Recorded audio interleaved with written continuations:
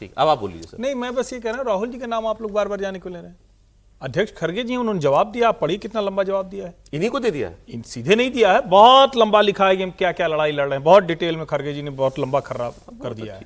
Problem वही है। तो अब मतलब उसमें सीधी अच्छा, राहुल जी को हम लोग परेशान करते हैं। अगली खबर सुनो साहब, एक और मजेदार खबर आपको देता हूं। उत्तर प्रदेश से खबर आई पहले कि कांग्रेस पार्टी ने तय किया कि साहब हम यूपी में अकेले लड़ेंगे, 1 साल के बाद चुनाव है। उसी व्यक्ति ने जिसने कहा था कि हम 403 सीटों पर, सभी सीटों पर लड़ेंगे, अब उसी व्यक्ति ने यह इशारा दिया है कि मायावती जी के साथ कांग्रेस पार्टी का गठबंधन हो, इससे हम इनकार नहीं करेंगे। मतलब हमारा प्रयास होगा कि हम मायावती जी के साथ जा सकें। मतलब इशारों में उन्होंने कहा, सीधे तो कोई नहीं कहता। मायावती जी ये घोषणा कर चुकी हैं कि मैं इलेक्शन अकेले लड़ूंगी। और याद कीजिए आप, 24 का इलेक्शन था, 24 का ही इलेक्शन था, लगातार बातें हुई थी। 24 का होगा या 22 का होगा, मेरे ख्याल से 24 का था।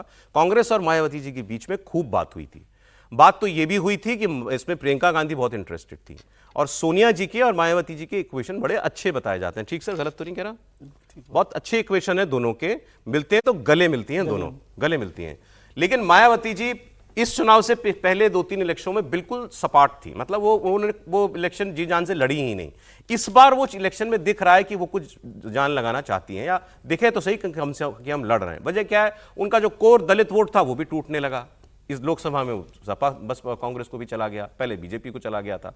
तो अब उनको कहिए भाई, ये जो मेरा 10-12% है, इसको तो मैं बचा के रखूं, कम से कम लड़ाई उसकी है। लेकिन कांग्रेस को क्या मिलेगा मायावती जी के साथ जाके? और मायावती के साथ कांग्रेस जाती है, मान लीजिए, एक फर्ज कर लीजिए, तो क्या अखिलेश जी कंफर्टेबल होंगे? बुआ भतीजा तो साथ लड़के देख चुके, और उसके बाद बुआ जी ने क्या क्या कहा था भतीजे के लिए, इनकी वजह से हम हारे, इनका वोट हमको ट्रांसफर नहीं होता है। तो वो सारी पृष्ठभूमि में ये प्रयास कांग्रेस पार्टी कर रही है, तो क्या ठीक कर रही है अपने लिए? हमारी सहयोगी विजय लक्ष्मी से बात की थी अविनाश पांडे, जो प्रभारी हैं उत्तर प्रदेश कांग्रेस के। सुनिए आप। क्या अभी कांग्रेस पार्टी में मंथन बाकी है, या आप लोग अपना माइंड मेकअप कर चुके हैं कि इंडिया ब्लॉक जो है, जैसा था लोकसभा के चुनाव में, मोटा मोटी उसी स्वरूप में 2027 का विधानसभा चुनाव लड़ेंगे? या आपको लगता है अभी डेलिब्रेशंस बाकी हैं, आपकी लीडरशिप को तय करना बाकी है? क्या नए, अब क्योंकि यूपी में मायावती बड़ी भूमिका निभाती हैं, तो क्या कोई नए समीकरणों की भी कोई उम्मीद है 27 में? इस संभावना से तो कोई भी निकाल नहीं सकता। संभावनाएं निश्चित रूप से आपको स्वीकारना होगा कि संभावनाएं हमेशा संभावना के आधार पर राजनीति और चीज़ें आगे बढ़ती हैं। सबसे पहले हमको हमारे संगठन, हमारे जो नेतृत्व, उस पर विश्वास रखकर हमें अपने आप को मजबूत करना है। आने वाले समय में, जैसा आपने कहा कि इंडिया गठबंधन निश्चित रूप से एग्जिस्टेंस में है। इंडिया गठबंधन अपनी जिम्मेदारी को समझते हुए हम आगे की भी रणनीति बना रहे हैं। और संभावनाओं का जो आपने बात की कि जब जिस प्रकार से संभावना रहेगी, रूल आउट नहीं कर रहे बहन जी, अगर कोई ऐसी संभावना बने 27 से पहले। हालांकि उन्होंने कहा है शील गोस तो हमेशा कहते रहती हैं, बोलती रहती हैं। उनका उद्देश्य जो है, जब मौका आएगा तो उस पर भी हम कमेंट करेंगे।